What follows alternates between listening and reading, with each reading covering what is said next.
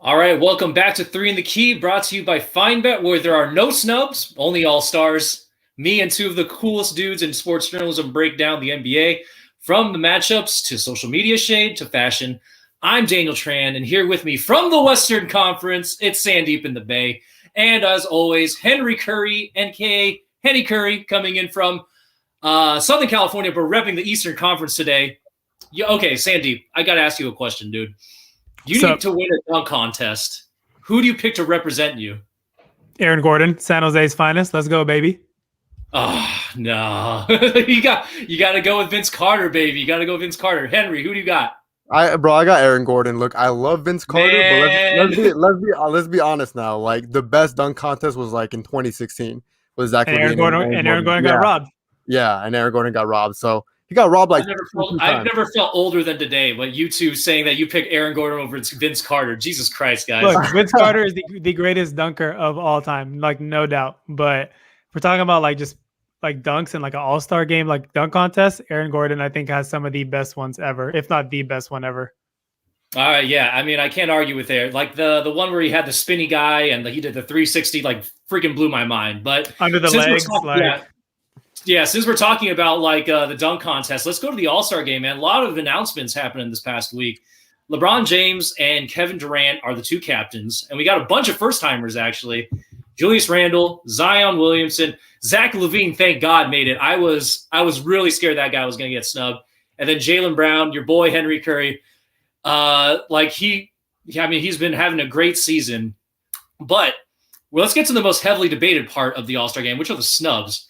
I mean, we have Devin Booker, who didn't make it until the first cut of reserves. So he needed Anthony Davis to drop before even making the pool. But he finally made it. But let's talk about Demarcus Sabonis for me. That's the biggest snub for me in this year's, because he was averaging 21.5 points a game, 11.6 rebounds, and 5.7 assists per game. That's more rebounds and assists per game than Julius Randle, who made the All-Star game.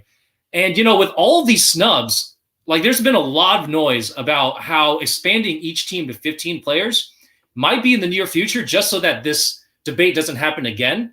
So I ask you, Sandeep, should the NBA expand that All-Star game roster to 30 total players? 100%. Yeah, they need to do it, because every year we're having this discussion, right? Like, hey, this player got snubbed, or maybe this person shouldn't have been an All-Star. And I feel like the most simple solution to that is just, hey, let's expand it. What's 3 more players on each team? There's already when they do like the all NBA teams at the end of the year, there's 3 teams and 15 total players are selected.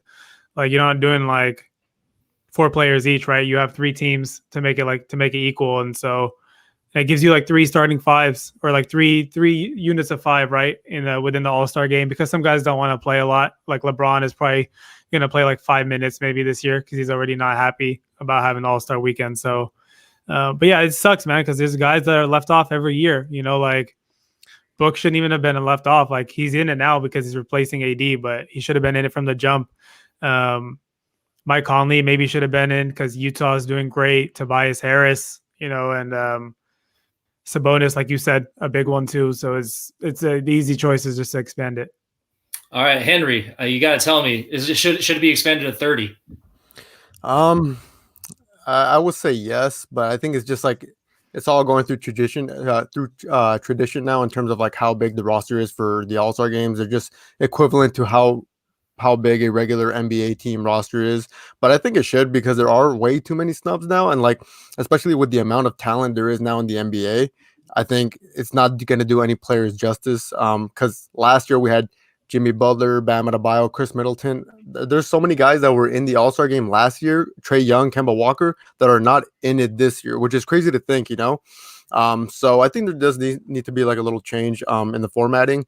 But at the same time, when we do talk about snubs, when we talk about a player getting snubbed, I think we have to back it up, as in like who do we take out then to like put that player in. So honestly, that's obviously tough to come by. I know a lot of people were rooting for Mike Conley, but it's like, who would you swap Mike Conley for in that roster, if you guys like have any? For Mike Conley in particular, I don't. I'm glad Booker got in now. I think on the Eastern side, this is going to be a hot take probably, but I'm gonna say it anyways. I think because Philly is doing so well, and Tobias Harris has been a big part of that. Like he's having a career year, putting up great numbers. I think he should have been in. And if I had to take one guy out, it would probably be the Celtic who's not doing as good this year and also missed some time, Jason Tatum.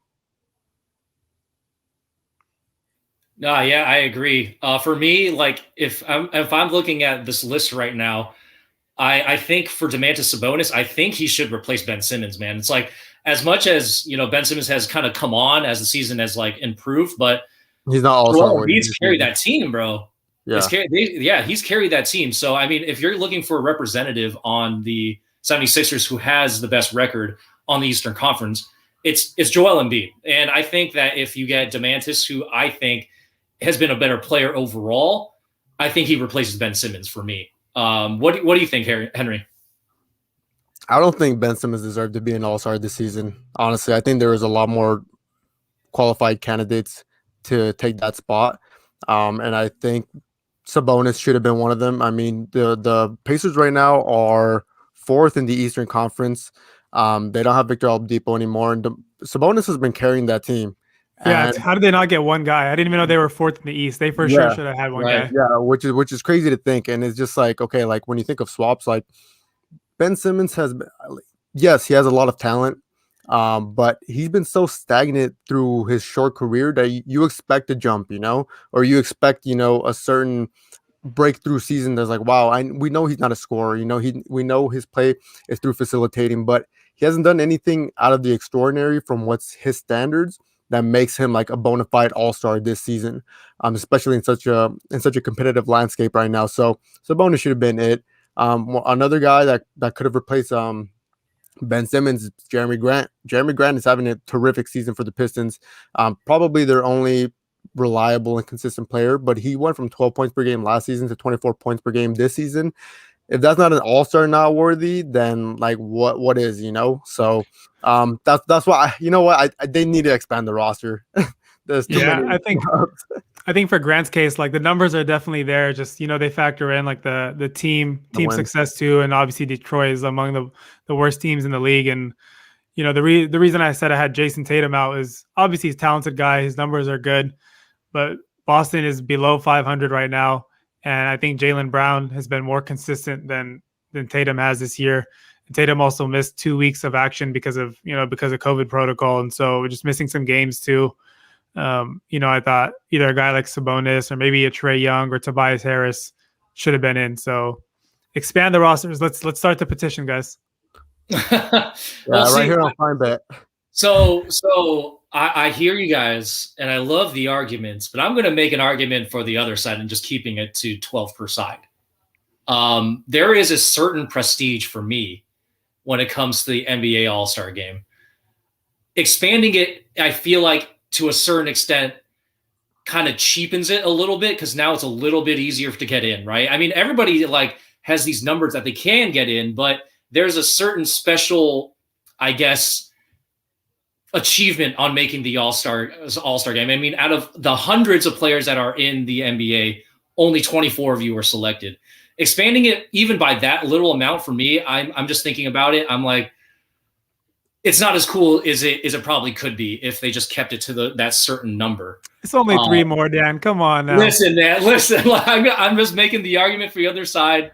But yeah, I'm like, what do you guys think about that argument? Like, if I'm going to make that argument right here, right now, officially, what is your response to that?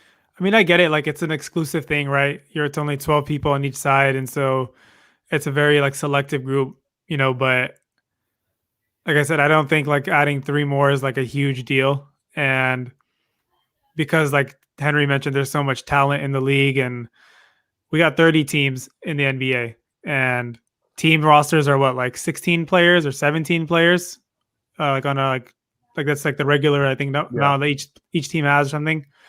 So like where does the number 12 come from? You know what I mean? Like I don't think making it a few more people would make it any more like less exclusive or like less special of a group. Yeah, I mean, hard to argue against it, but I think the two sides kind of still exist there. As much as I'd love to see a greater amount of stars in the game, there just is something about being the top 24 that still kind of resonates with me.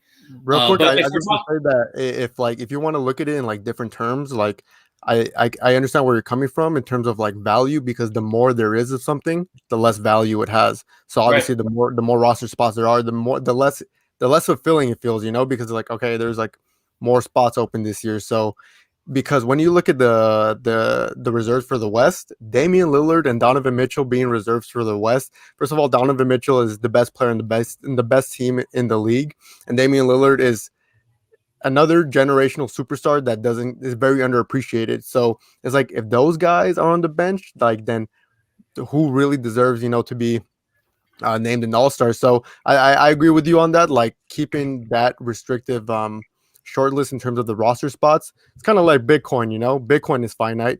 Like, yeah, and Oh man, we're going. that's what makes it so valuable, because there's only so much. There's only so much, to go around. Same thing with the All-Star game. So if we keep expanding things, I think the value and like the specialty of it is gonna start going away. If that makes sense. No, that makes perfect sense. The fact that I think this is like the third week in a row that we've mentioned a cryptocurrency. Cryptocurrency. Shout out Doge. I'm just gonna move forward. All right, so we talked about some changes maybe that we'd like to see in the All-Star game, but there's some real changes that actually happened in the NBA this past week. Ryan Saunders, he's no longer the coach of the Minnesota Timberwolves, guys. I mean, it's not a surprise. They started the season 7-24, which is the worst in the league. It's bad. It was been bad for the Timberwolves the last couple of months. But interestingly enough, he was replaced immediately. There was no search. There was no cooling off period. Like, just immediately replaced by Raptors assistant Chris Finch, and the quick hiring got the attention of the NBA, the National Basketball Coaches Association, who pointed out the Timberwolves' failure to take the time to interview diverse candidates. The NBA has always been this, not always, but lately, it's been this kind of paradigm for diversity and progressiveness. But again, we're seeing an instance where maybe there's something going on that isn't so progressive. And I have to ask you, Henry, when it comes to assuring that diverse candidates get interviewed, should there be an official Rooney Rule kind of applied to the NBA? And do you think it would be effective? Because in the NFL, it's not. Hell no, it's not going to be effective in the NFL. I think if it's going to be effective anywhere, it should be the NBA. But I think I saw a meme the other day, and it made kind of sense. Like, in the beginning of the whole pandemic, Adam Silvers was kind of looked at as like that one girl from the Hunger Games, the hero, the protagonist. But like, as the season's going on, and like the pandemic is progressing, we know where his motive is at. It's all about revenue, like, no matter what.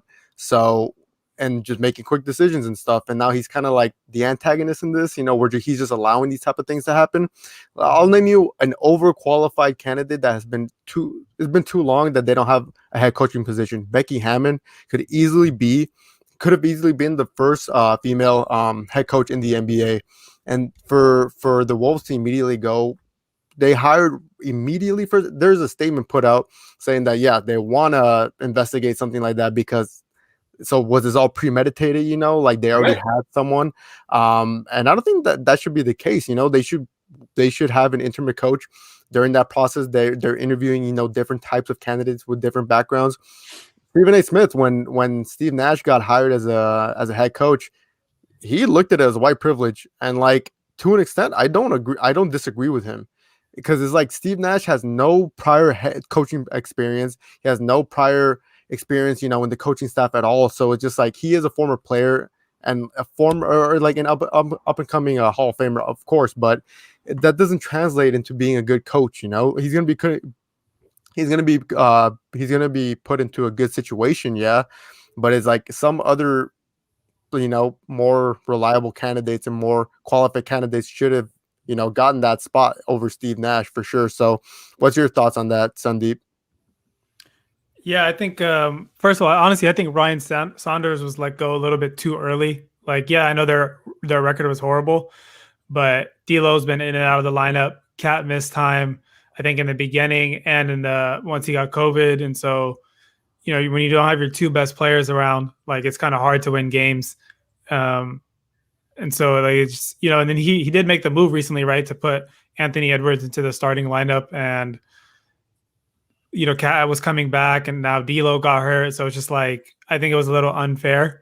But at the end of the day, wins is what matters, right? So it was an easy move for the Timberwolves, and like you guys both mentioned, it seemed like it was kind of premeditated because they already had Chris Finch on deck, right? Like less than 5 minutes after the tweet that he was fired, they're like, but they already have another guy.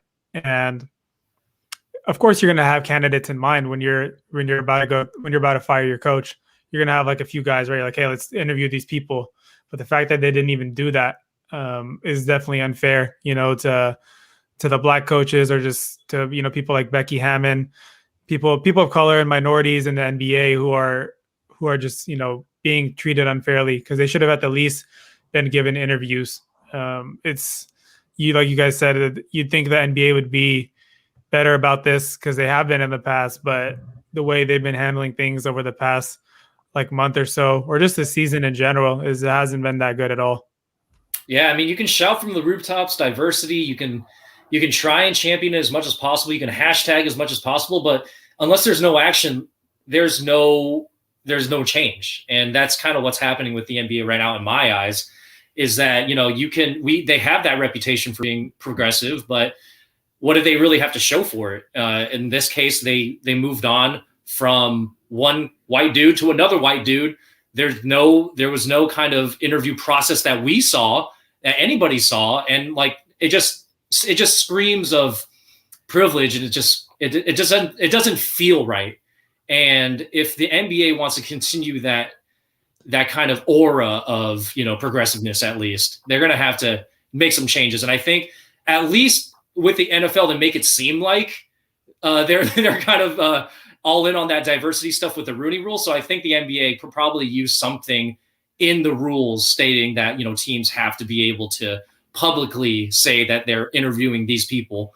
Like how they make it so it's not tokenism. And that's a bridge they probably have to cross later, but just something in writing to have it, be instituted and moving forward, have it happen, I think is just the first step. It's kind of embarrassing if you think about it too, that these leagues have to put in a rule like that. Like, can you just shouldn't you be interviewing whoever's the best candidates anyway? Like it should never be shouldn't be a race thing, but like the fact that they have to even put in these rules, like, hey, you have to interview people of color or minorities or whatever. Like, I think it's such BS. Yeah. It's all like the old school way of hiring is always who right? And for a lot of these, coaches, it's they know people that look like them, and that unfortunately, creates a cycle of white privilege, kind of nepotism, and then the people that are actually diverse candidates kind of thrown by the wayside because they're unknown products. Whereas the people that know each other, they're like, well, I know exactly what he can do, and I think that it can help, but it just doesn't work out in a way where that helps out people, diverse, women, people of color, things like that. When we're talking about change, Demarcus Cousins was also, a part of an upheaval. He was released from the Rockets, averaging 9.6 points and 7.6 rebounds per game, which is not bad. But when it comes to Demarcus Cousins, you're used to so much more from this guy. So the Rockets decided to cut ties with him. And, of course, Lakers fans are saying that he's going to come back home to LA. Nets fans are really hoping that he comes over, provides some depth. So those are the two teams that were the first kind of rumored to be interested in his services. Sandeep, looking at his situation, where do you see him going? I don't think it's going to be the Lakers because the Lakers do have a couple roster spots open. They only had one before they waived Quinn Cook, recently. So now they have two spots. And if they're going to be adding a center, they're going to be looking for someone who's, I think, more young and athletic and, has more mobility, can protect the rim. And none of those things really apply to Boogie. Like he's a scoring guy. He's a good ball handler for a center. He can shoot. But, if you look at his stats, I think like 80% of his field goal attempts this year are coming from beyond the arc. And that's not what the Lakers need. Like their offense has been really good this year, better than last year, and that they won the championship last year. So the fact that they're already improved in that category is great, but I don't see him ending up there. So I could see the Nets being in the mix just because they need another center, and Boogie's obviously a big name and a talented guy. I don't think he would help them that much either. Again, because they need what the Lakers need too is more defense. So maybe he could go to like a contending team. I could see him going to the Celtics actually. I could see. Whoa, the Celtics! All right. They need some bench scoring, and I think he would be a good piece for them off the bench as a guy who's like, could help if you have a second line of like a Peyton Pritchard, I don't know, Marcus Smart, and then your inside guy is Boogie. I think it could be pretty solid. But he's gonna end up on a contending team for sure. Maybe back to the Warriors. Who knows? What do you think, Henry? I hope he goes to the Celtics because, well, we're gonna obviously get into that topic later, but I think he just needs to find the right situation for him because in the years after his Kings days and after the days that he got his freak accident or his freak injury that on the Pelicans that kind of declined his career, he hasn't been able to stay in a stable situation. So I think that's the case. Like usually when players bounce back is because they get lucky. They get put into a situation where it's like, okay, it's going to work out for them. They're going to be part of the rotation. And I can unbiasedly, I can see that happening in the Celtics because right now Robert Williams is playing great. So it's kind of pushing Daniel Tice out of the starting role. So it's just like, do we want Tice, coming off the bench behind Robert Williams, or would we rather want a Demarcus Cousins coming off? And I know Demarcus Cousins is like not the same, but I would rather have him because he still has a lot to offer. I think. I mean, I would say he would be a great fit for the Nets because the Nets don't really have a big man, a consistent big man. But the Nets right now are in a 7-game winning streak, so you know what, they've done enough. They figured it out. So all their woes are kind of taken care of for now. So like I said, I think DeMarcus Cousins is one of those guys, even though he has his own problems on and off the court, that people root for because unfortunately injuries do suck, but they're a part of the game. So I would want to see him and an opportunity on a contender, whether that be the Warriors or the Celtics. I mean, the Warriors already have James Wiseman, but let's see where he goes. I honestly didn't expect the Rockets to waive him in the middle of the season, but obviously Christian Wood is playing great, and they kind of found their guy already. So, Daniel, what do you think? What do you think would be the best situation for DeMarcus Cousins to kind of have like a bounce back season, at least for the rest of the season? I mean, I'm looking at it, and you can't have. Well, I mean, the Nets just cleared out a bunch of roster spaces. Yeah. And I think you can't ignore that they are going to be a big player when it comes to this secondary market with all these waves and everything like that. So I'm looking at the Nets and I'm like, do they need DeMarcus Cousins? No, but they can always use, scoring off the bench, man. It's like, and, with, DeAndre Jordan there, he's not much of an offensive big man, but if they need somebody to get easy buckets for him in the inside and, the shot's not falling, give it to Boogie, man. He'll bully people still. He can still bully people. So I think if you're looking at a place where he has an opportunity to make an impact where they're lacking a certain skill set at the 5 position, I think the Nets are a pretty decent fit for him. But moving forward, guys, I think the best part about this show for me is that not only do I get to talk about NBA basketball, but we get to talk about our favorite teams. But this week, it seems that, us talking about our favorite teams, I just feel like we're really down bad, guys. I mean, we're down pour one out for our teams. Yeah, pour one out for the homies. So, Sandeep, you and I, we've kind of watched the Lakers kind of flail these last 4 games, lost 4 straight. LeBron James has been unable to carry the team without Dennis Schroeder or Anthony Davis in the roster.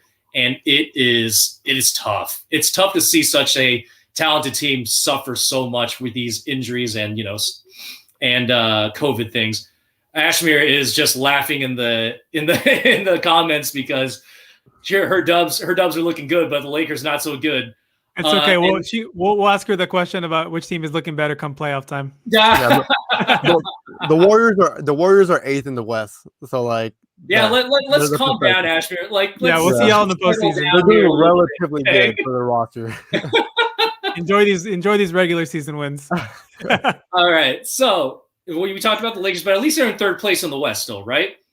The Celtics, on the other hand, far from the title contenders. Yeah, far from the title contenders that many hope they would be, including Henry. They've only won 5 of their last 13 games and are sitting 9th in the East right now. And they can't find any consistent scoring outside of Jason Tatum and Jaylen Brown. So let's air out our grievances right now. Sandeep, let's start with you. What have you hated to see the most in this tough stretch for the Lakers? I hate that we're missing 2 of our top 3 players. Anthony Davis and Dennis Schroeder. Like, I'm glad Anthony Davis's injury is not serious, and I want him to take all the time he needs to come back because, again, this is just the regular season. I'm not surprised that the Lakers have lost 4 in a row, but I am surprised that they're not putting up better fights in some of these games. Like the Wizards game, they were up by 20 points or 17 points in the third quarter. You can't lose a game like that, to a team with like the Wizards. I know they have Beal and Russell Westbrook, who are 2 very talented players, but when you have a comfortable lead like that, you have to hang on. LeBron he's been playing well, but you can tell he's tired because he's had to do more, try to score more, try to get guys involved more, and it's taking a toll on him. And you see it in the turnovers. He's leaving some shots short, like no legs. And when he starts shooting more jump shots, he's too tired to get to to go to the rack. So I'm not surprised, like I said, that they've been struggling. I just want to see guys step up. I want to see Vogel make better lineup changes. I love Caruso, great defender, hustle player, but he's not a playmaker type of point guard, right? Like he's a slasher. He can knock down some open shots in the on the wings and in the corners, but he's not really a creator. So they started Taylor Horton-Tucker last night, and I think that was a good move because he's a guy who can get his own shot and he can create for others. So, work on these lineups. Kuz got to step up a little bit more. He's had some okay games and he's looked good on defense, but he's got to score a little bit more and they got to take some pressure off of LeBron. But this is okay. It's not a big deal. Like again, the Lakers are missing 2 of their best players. And so if you told me they were going to lose 4 games in a row without those 2 guys, I'd be like, okay, I can see it. Like I knew they were going to get clapped by the Jazz last night.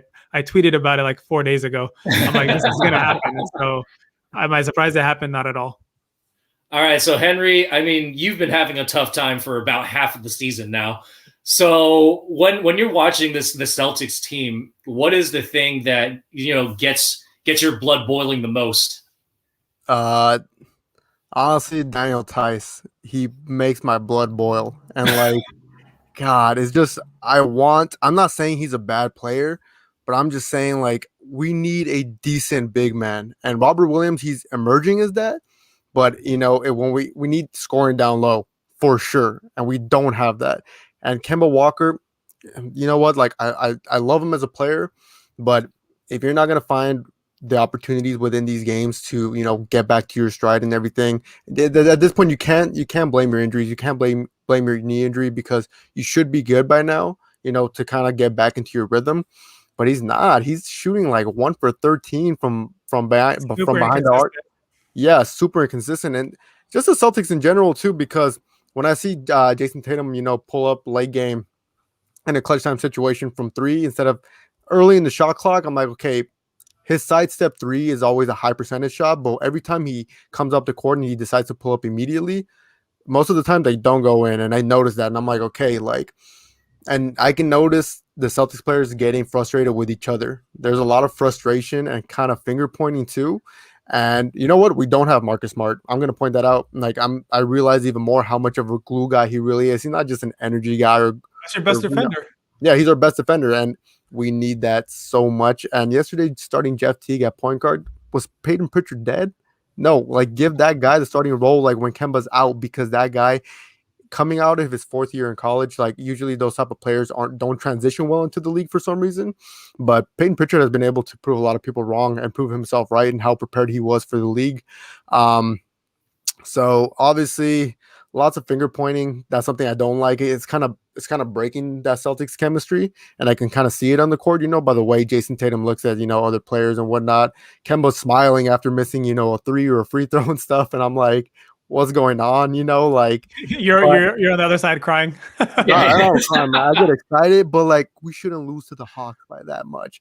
Danilo Gallinari should not drop 30 plus on the Celtics, and somehow that's happening. And like we lost to the Wizards, you guys lost to the Wizards, so like there's something wrong going right now. Hey, I saw someone tweet about this, and it made me kind of think, what has Brad Stevens accomplished since becoming the Celtics head coach?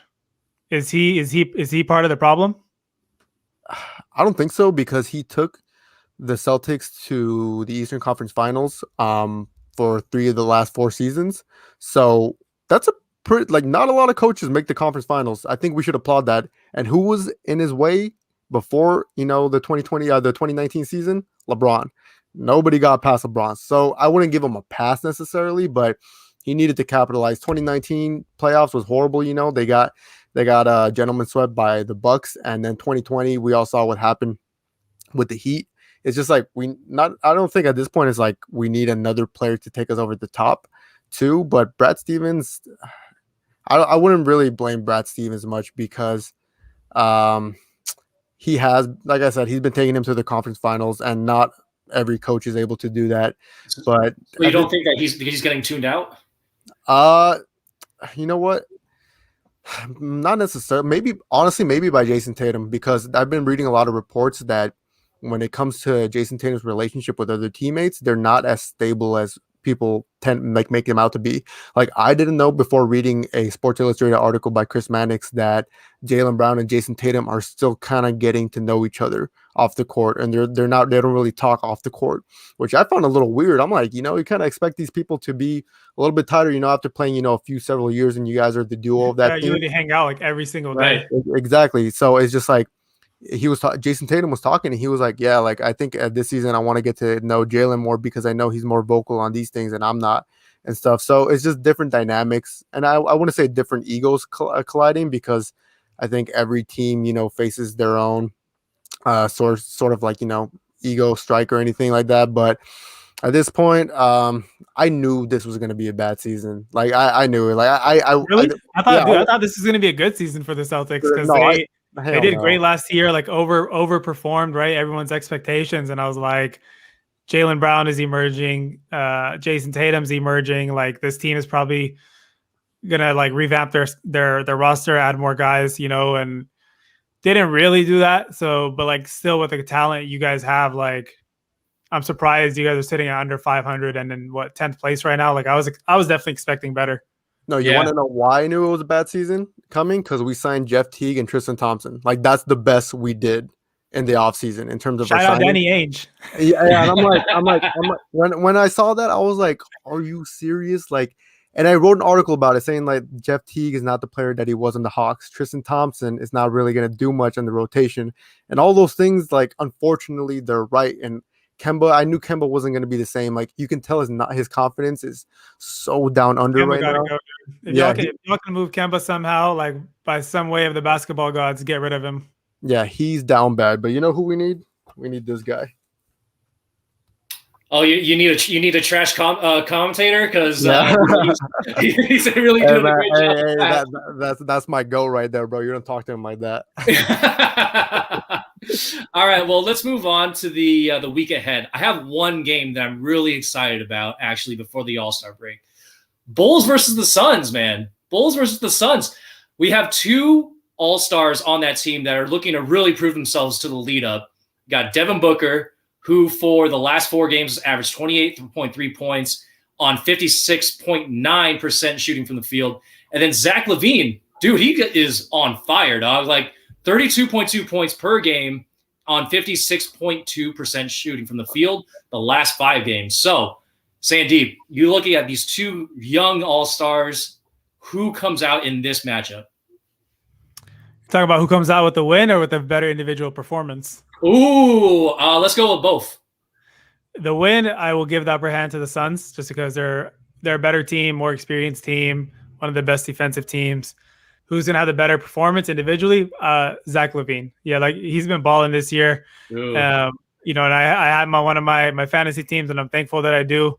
our boy Ankit was trying to get him from me because he's a Bulls fan. I'm like, yeah, I don't know about that, dog. Like, it's like, oh, you willing to give up LeBron James for that guy? Okay. I don't even know if I do that because Levine's putting up numbers, dude, and like he's putting up consistent numbers, 30 plus a game. Like, I'm glad he finally got the All-Star nod. Like one of the more talented guys, and coming out of UCLA, he was only known as like a dunker, right? And that's all he was for like the first couple seasons. But he's worked his ass off. He got the jumper now. He got the handle. He can score at all three levels. So this is gonna be a fun one. Two of the better young shooting guards in the NBA, and I think Levine will put up more numbers, but Booker and the Suns will come out with the win. Yeah. So Henry, you looking at the matchup? What do you think? I agree with Sandeep. I think the Suns are going to come out on top, but Zach LaVine's been the Bulls Twitter. They had a stat. I forgot what it said exactly, but he's been the Bulls' best scorer since Michael Jordan. So that's kind of crazy to think. So when it comes to putting up numbers, I got Zach LaVine on this, and I'm so freaking glad he's an All-Star. If he got snubbed, then I would have been like, cancel that shit. No, like if you're averaging 28 points per game throughout the entire season and right now the Bulls are 6th in the East. They're 6th in the East because of Zach LaVine. And if he was snubbed for some reason, then it's like, yeah, like they need to change some shit. But hey, that's why I think DeRozan should have got a nod in the West because the Spurs are 6th in the West, and he's averaging like 20 points, 7 assists, 6 rebounds, and Aldridge has been like in and out of the lineup. They don't have a star in that team besides DeRozan. Like, and he has them 6th in the West. Like, I don't know. I think he should have been an All-Star, but that's another. A lot of people weren't betting on the Spurs to begin with. Like when the I wasn't. I was like, they're going to be like one of the worst teams. But yeah, I mean, I'm looking at Levine right now, and God, like I don't know if there's anybody that's going to be hotter. I think it's one of those situations with Levine specifically. It's like the All-Star game is the best and worst thing for him because he is in such a zone right now that I think that break is going to be like a reset almost. So, I mean, we might not see the same heat from him after the All-Star break, but I mean, leading into it, I think he's going to put up like 35 at least in this game, and the Bulls come out with the win just because, it's him, and he's been clutch as hell too. So I think that he'll probably power them to a win. But I mean, we have that game. We have an All-Star game coming up next week. I mean, we got a lot to look forward to. That's it, folks. This episode of 3 in the Key is over. Thank you for listening. Be sure to catch us next Thursday.